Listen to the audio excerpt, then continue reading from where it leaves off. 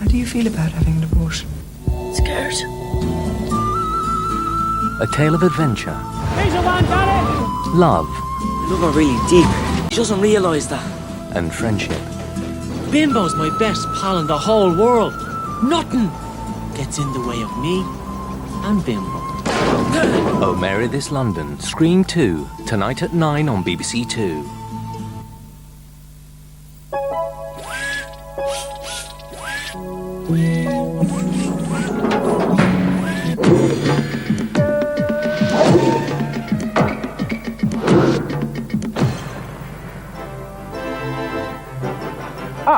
Tonight on Reportage, we bring you an all-dancing, all-singing, exclusive look behind the scenes of the film industry. Now, I know what you're thinking. What's a talented professional musician like myself got in common with the world of cinema? Well, one word: entertainment. You see, I was in Die Hard 2, got shot fairly early on. I was clubbed to death as a mutant in Total Recall, and I was in Reservoir Dogs, but I was the only one who didn't get shot. Funny that, never mind. Why don't we step inside, maybe get a life, eh?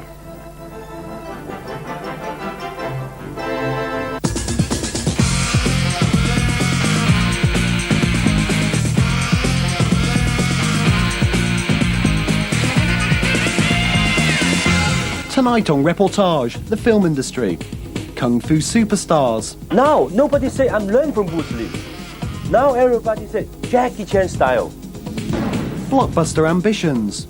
I really want a British film to go out there and for tens of thousands of British people to see it. And the multiplex generation. It should be easy entertainment and something that everyone enjoys doing.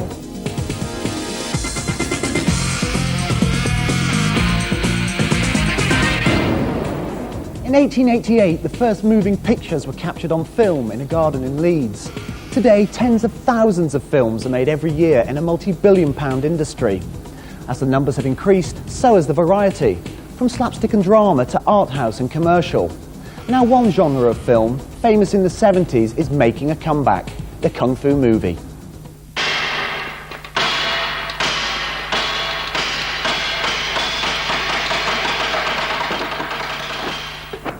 During the 1970s, Bruce Lee emerged from low-budget Hong Kong martial arts movies and became an international star, sparking off a whole host of imitators and protégés like current Hong Kong superstar Jackie Chan.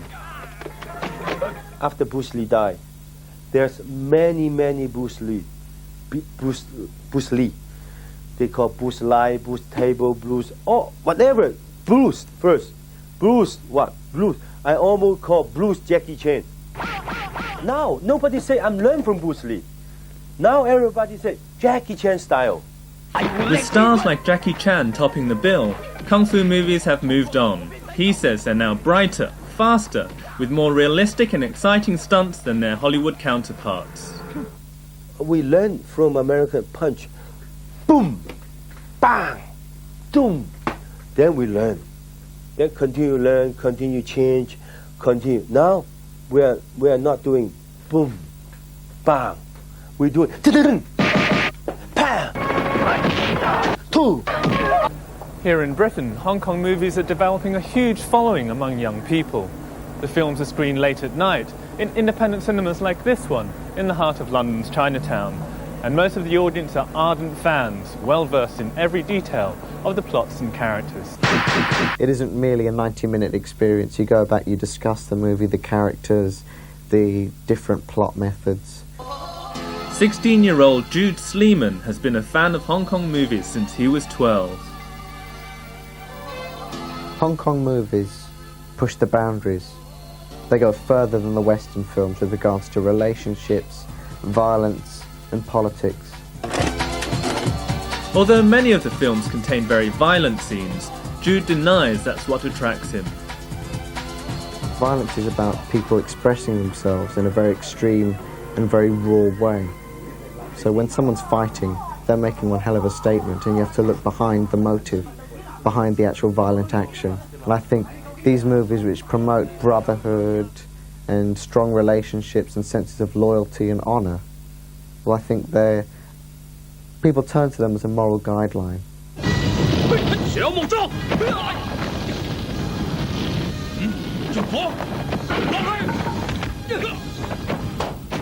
The fans' obsession goes further than just watching the films.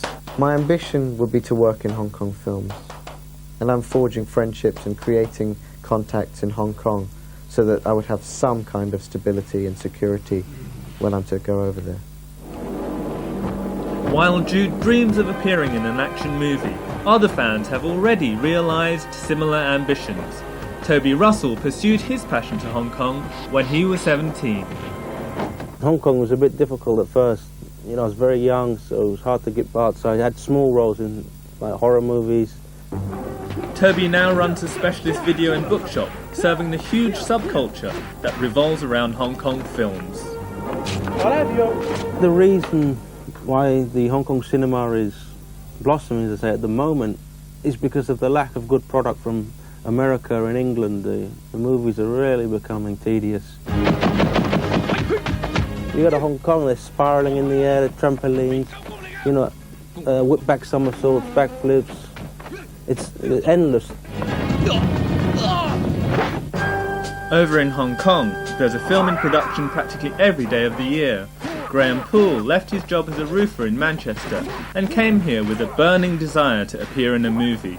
But he hasn't found it easy. Do you think you're going to just come over and just, oh, okay, I'm over, and 1 week I'm going to have a film? No way.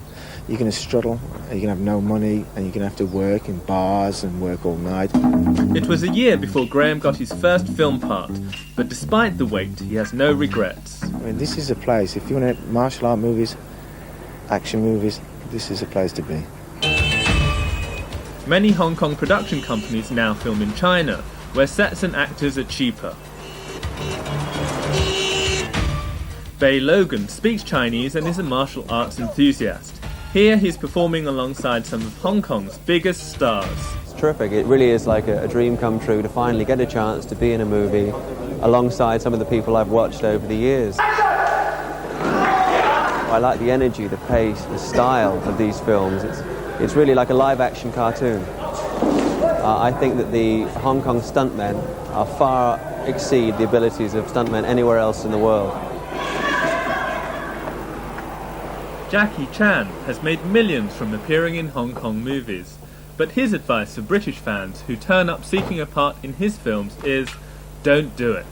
They want to tell me, I'm come to the Hong Kong and never go back. I said, okay, where do you stay? I don't know. Do you know Chinese?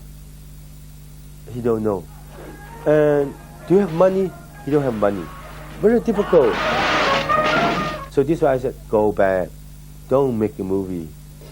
But fans like Jude shrug off this advice. In Hong Kong, there you've got 200 to 300 films being made. There's so many opportunities there. And at the risk of sounding arrogant, I believe I've got something to offer those films.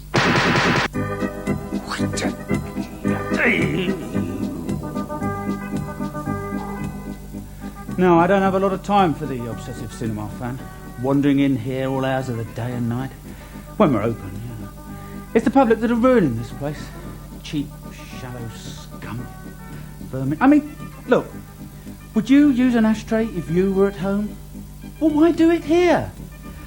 I tell you, some of the things I've seen, God, if I could lay my hands on just one of them, they'd know what day it is. Day of face! Culturally and financially, America dominates the film industry. Not only do they export more films than anyone else, they also finance the majority of the feature films made here. But the money is hard to get, and British investment in British films is scarce. Lack of funds, however, hasn't stopped some filmmakers from realising their dreams.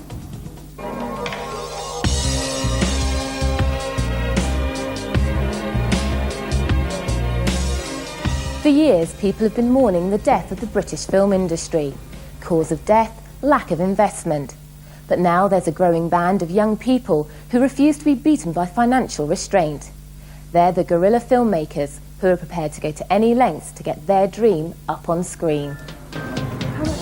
These so-called guerrilla films are made on shoestring budgets on money raised wherever the producers can find it.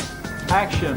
Gary Senior was the force behind Leon the Pig Farmer, the story of one young man who discovers his true parents are Yorkshire pig farmers and not middle-class Jewish professionals. It took 2.5 years to raise the budget. Have you seen the Jewish Chronicle? 12 engagements this week. decent girls. Not like that kitten you're humping. Eventually, the film was made for £150,000, which would have bought just 9 seconds of Jurassic Park. I understand you're going out with a non-Jewish girl. I was desperate to make that film. For 3 or 4 years, I was desperate to make that film. And I think for all those people who are desperate to make films, that might give them an incentive. Debbie Shooter and her boyfriend Adam Tyso are trying to get their first feature film off the ground. It's a psychological thriller set on a remote Scottish island. For the last 3 months, they've been using their living room as a production office and trying to raise money from anywhere they can get it. We're just going through every avenue and channel that we can possibly think of to find people that are going to give us money. I mean, we've got people putting in money from dustmen to film producers, every level. Money makes the world go round, the world go round, the world go round. Money makes the go round, upset we both are sure on being poor. 22-year-old Stephen Bray started shooting his low-budget production Haunted last October. It's about a young couple moving into their dream house, which turns into a nightmare. He had to swallow his pride to raise the money to make the film. I was embarrassed about going to family and friends to ask for money, but they believed in me, they believed in the idea, and they decided that they would take the risk. So far, he's managed to raise about £70,000, but it would be impossible to make a feature film on this unless cast and crew were working on a system called deferred payment. This is where everyone agrees to wait for their wages until the film is completed and making a profit. But the film union Bectu is strongly opposed because the films rarely make any profit. Often youngsters who come in and work on films of this kind, genuinely expecting that they can start a career, genuinely expecting to get something out of their unpaid work, very, very rarely happens. So it's an exploitative system. But actress Leslie Taylor-Jones is happy to wait for her money. I don't feel exploited. There's nobody here is making any money out of the film as it stands, so it's not as if, you know, one person is exploiting us actors. Despite the commitment, work now, pay later, some people say these low-budget films are failing because the makers think more about finance than storytelling. I believe that young British filmmakers are not paying enough attention to the storyline. The storyline doesn't seem to be the priority for them. The priority seems to be just to get a film made.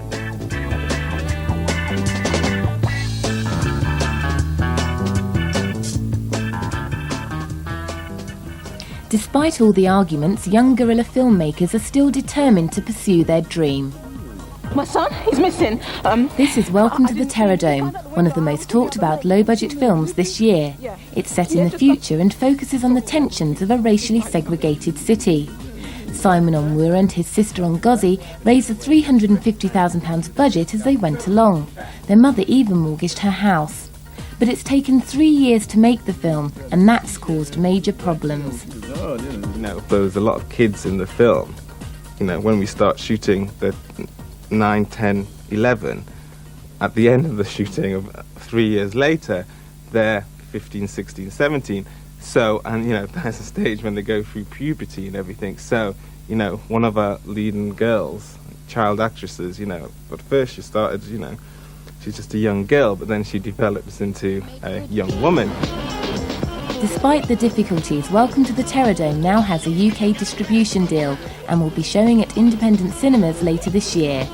We had a vision and we had to keep that vision going till the end, or we would have been letting a lot of people down, including ourselves.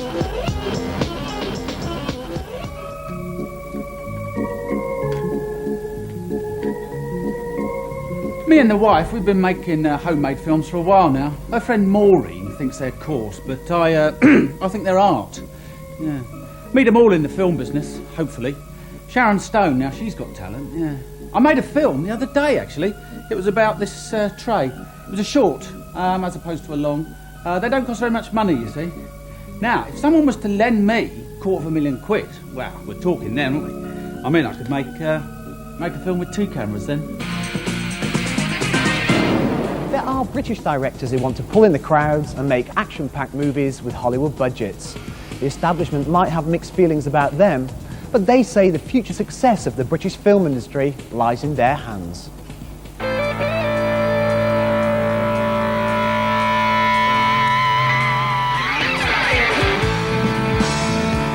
They're young, they're British, and they're not afraid to sell themselves. They want the big time, big budgets, big films for big crowds. They're the Brash Pack, and they're coming to a cinema near you. What I want to do is make big mainstream commercial movie making, but rooted in this country. You know, I really want a British film to go out there and for tens of thousands of British people to see it. Paul Anderson is the 28-year-old director of Shopping. It's a highly controversial story about joyriders stealing cars for kicks.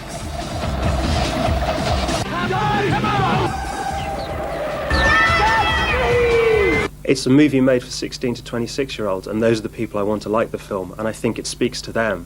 And quite frankly, if a load of kind of middle-aged critics say they don't get the characters, then that's fine by me. They're not supposed to.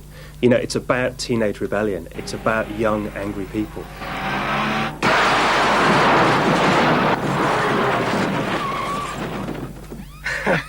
Nice driving.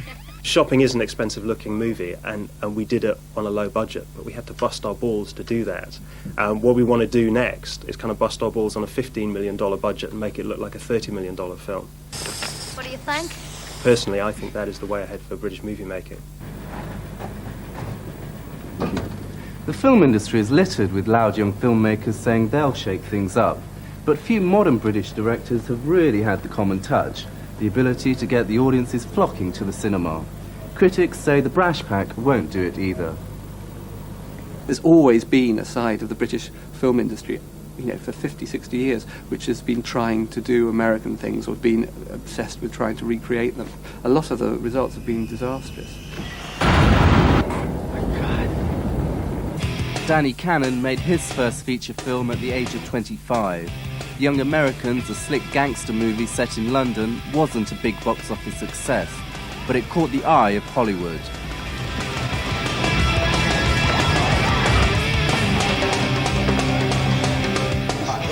One year on, he's been hired to direct the new Sylvester Stallone movie, Judge Dredd. It's being made in Britain for a cool £35 million. Over the last 10 years especially, I think we've made movies for critics. We've made movies for the 10% audience, you know, of intelligentsia, let's say, you know, who deserve their movies also. But our 90% audience is going to see, you know, Cliffhanger and The Fugitive and In the Line of Fire. This is what it's all about, though, isn't it, Lionel? Money, nothing else. It's only Britain that seems to think that you write off money for film. You don't. People go and see it, you make it all back, and you make a profit. That's a business, that's a film industry. Do you think he's onto something? The Brash Pack have their critics even within their own ranks.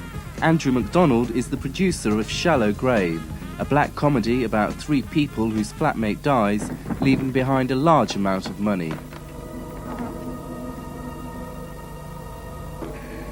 MacDonald doesn't believe in a purely commercial approach. He says British films must uphold their tradition for quality rather than aping Hollywood. Then let's spend some money.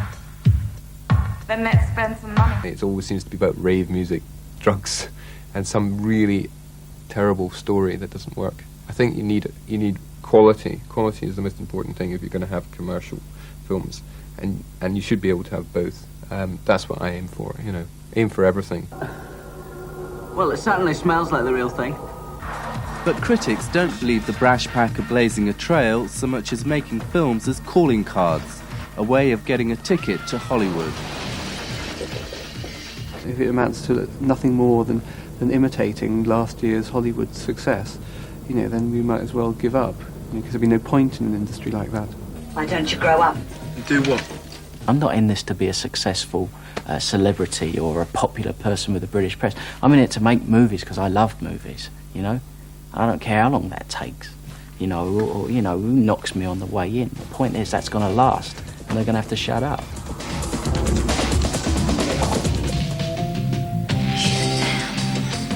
Oi, pack it in.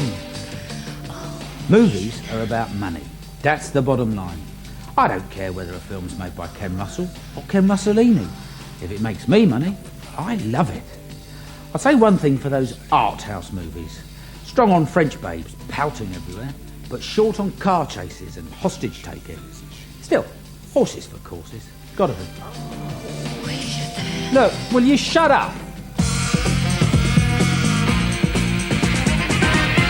While the British brash pack want to follow Hollywood's example, the studios there are already courting a new generation of filmmakers. Coming soon to a cinema near you, Reality Bites, an American film hailed as the 20-something movie of the 90s. It's already a hit in the States, and it's Ben Stiller's first movie. We spent a day with Tinseltown's latest hotshot director.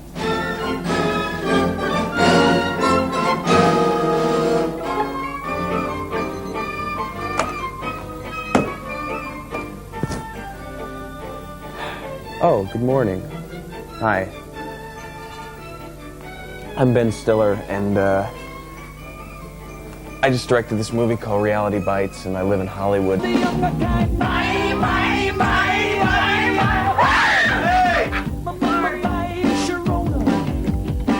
First thing you usually do in Hollywood is you call up your agent. I'm with a big agency, a lot of agents there. Hi, yes, can I speak to Jay Maloney, please? Put me on hold. He's gonna call me back. I'm making this documentary about my friends, but it's really about people who are trying to find their own identity without having any real role models or heroes or anything. I always wanted to be a director when I was a kid, and I used to make Super 8 movies with my sister and my friend. This is the beautiful view I have when I look out the window in the morning. I think people have a really strange view of Hollywood. It's not really exactly what it seems to be. Below the smog layer, there's this soupy, watery texture, which is people's hopes and dreams, people trying to get ahead. It's my first movie, so it means a lot to me. I think it's an honest comedy about a certain time in your life, you know, when you get out of college and going out into the world, and your relationships and what's important to you. Jesus! This is my desk. These are scripts, you know. This is like, I get like a lot of scripts to read. And this is the table of stuff. Let's see, yeah, just like a whole mess of scripts. This is a script I wrote that I've been I'm actually I don't know what I'm gonna do with that. I've had it for a while. Scripts, CAA, powerful Hollywood agency that gets me jobs. Aha, the Emmy Award. This is exciting, isn't it? This is my life. I'm gonna change. No, don't change. And don't go thinking for yourself either, lady. Hey, what is your glitch, huh? My glitch?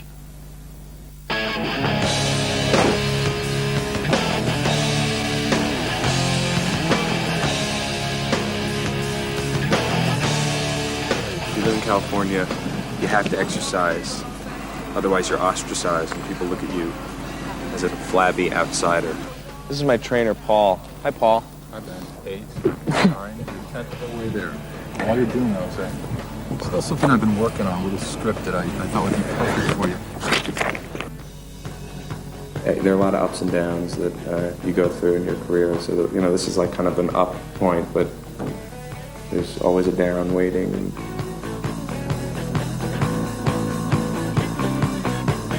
If you've ever worked in this business, you understand it's not one of these things where, oh, you get to the point where, oh, I made it, great.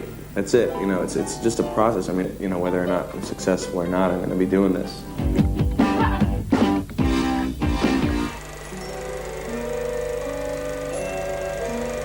Oh, hello.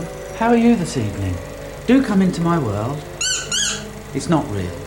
I see all the films here, but they don't see me. They know where I am. They'd be nothing without me. I could have been an actress or an actor. Instead, I'm doing this. They said it was for the best. Did you enjoy the show? Can I have a go of your camera? Please? Can I have a go of your, equipment? Oh, don't go. Please come back. I'm on tablets. A film's success is usually measured by the money it makes at the box office. Regardless of what the critics print, if millions queue up to see it, it's going to be a hit. But many film directors say they're creating works of art rather than blockbusters. And cinema audiences also fall into two distinct camps: art house supporters and multiplex enthusiasts.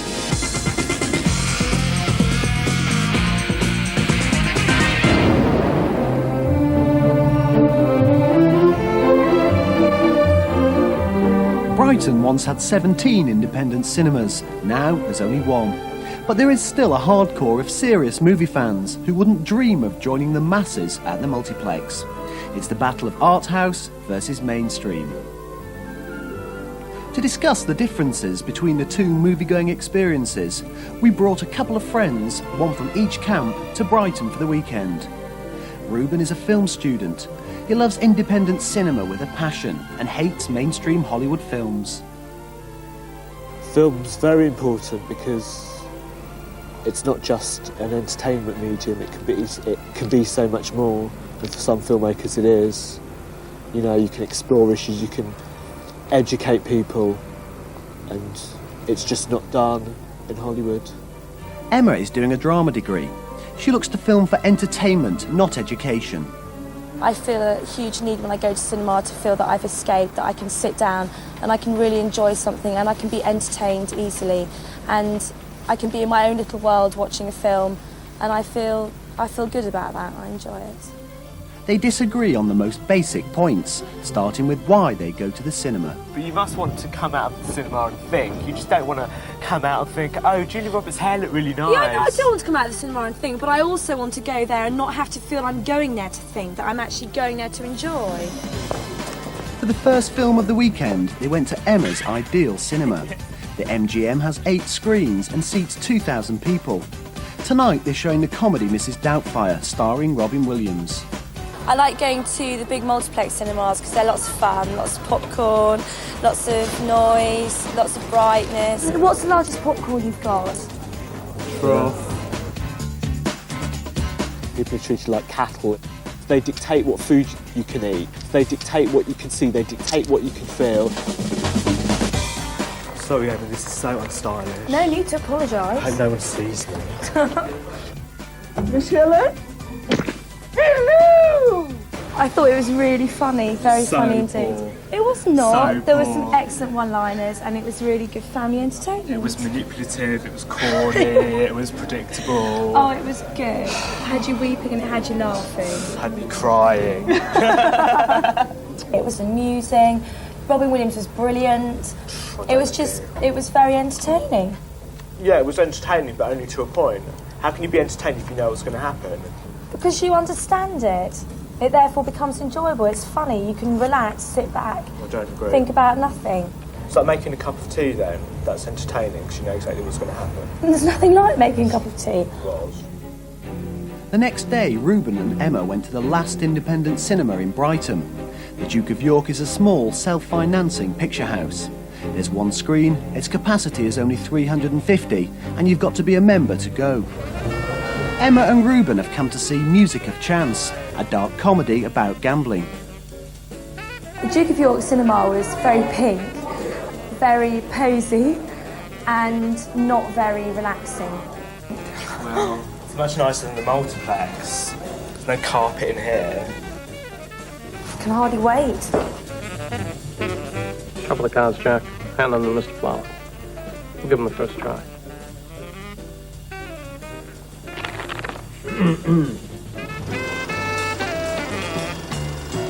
Ruben loved the film, but Emma remained sceptical about art house cinema.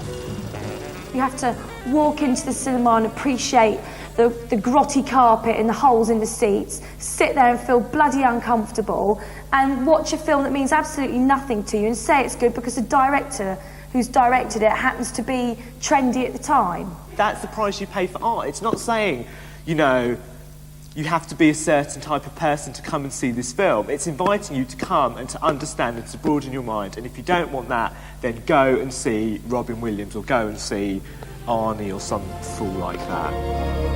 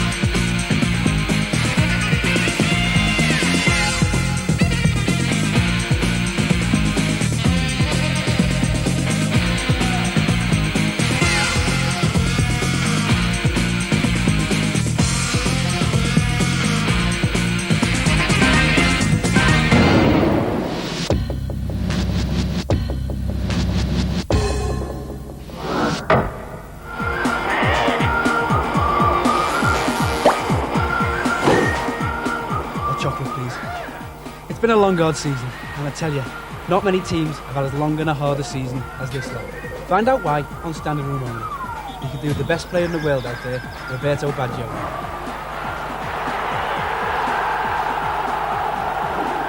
Come to think of it, he's on the show as well. Oh, jeez. Go on, lads.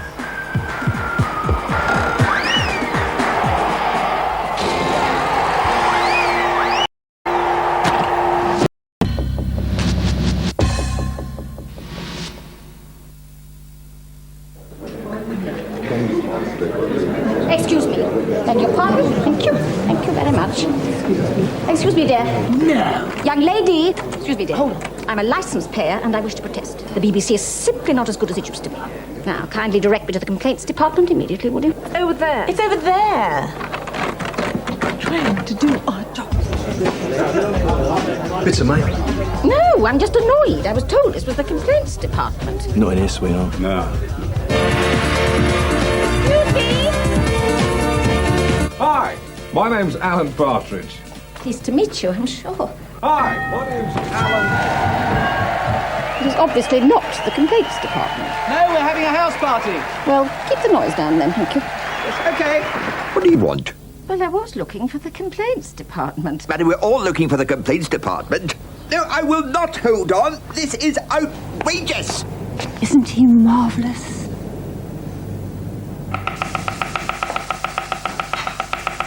Yes? The complaints department. Oh, yes, madam, it's that way. Don't listen to him, he knows nothing. Bob, I hardly recognised you. Brilliant. Oh, Rebecca. Respect to the hat. Wicked. You know, I've seldom seen such fine legs. Especially on something that's obviously so old. Isn't that Eddie Grundy over there? No, it is not. Tonight we've got action and excitement and a strange lady walking behind me. Anybody there? Only me! Shut up. Excuse me, I'm looking... Aren't we all, dear? So is this real leather? Excuse me, I've got a serious complaint. Well, if you'd like to take a seat, someone will see you as soon as possible, okay? I'm going to grab the first person I meet and just interview them. Spontaneous. I was wondering if you could... No, not you. Okay, what... Hey, dear lady, pray allow me. Nice to see someone has some manners. Hello, I'm looking for directions. I'm looking for directions. I'm trying to get to Sidcup. I mean, where is Sidcup anyway, you know? You've heard one go already. The woman at the back there in the hat. I'm just looking. Thank you, Sir Robert. Complaints department? Why don't you try through there? Thank you. Complaints? Yeah, but we only do Ben Coppers in here, love. Sorry. A report published today by British scientists. Carry on. It's only me. Just passing through. Excuse me. Excuse me. Mr. David. Thanks very much. Have a lovely trip. I love that man. There's that woman. Yes, it's you. Hello. Who, me? You're the one that was here complaining the BBC is not as good as it used to be, aren't you? No. You must be confusing me with someone else. It's a hat. They're very popular these days. Hats. No one gives viewers and listeners a wider choice. The BBC, broadcasting at its best. Another group of young musicians demonstrate their talents in the Woodwind semi-final. The first note is struck in just over 5 minutes. First on BBC Two, the haunting strains of another short piece by James Macmillan, composed to mark Holy Week.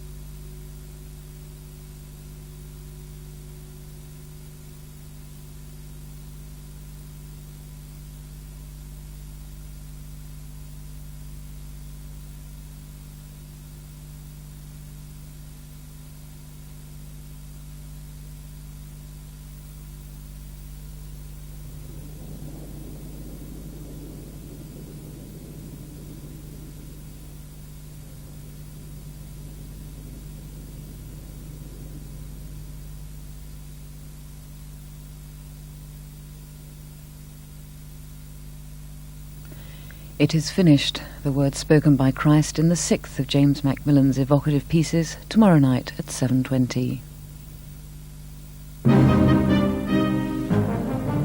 This couple are among a growing number of customers complaining about their bank. They're facing financial ruin. They blame the bank's advice. I want to give up and die sometimes, but when I'm living, I don't want to give up on what I feel is right. In the week the banks publish a new code of practice, First Sight asks, can you still trust your bank? That's First Sight, tomorrow at 7:30 on BBC Two. Next week's tax rises and the plight of chocoholics, two of the items on Here and Now over on BBC One next. BBC Two in 40 minutes initiates a provocative debate that questions the value of our constitutional monarchy. In future, will suggestions that it be replaced by a presidential republic still be regarded as a radical option? The choice facing BBC Two now is between 12 talented young musicians playing in the Woodwind semi-final.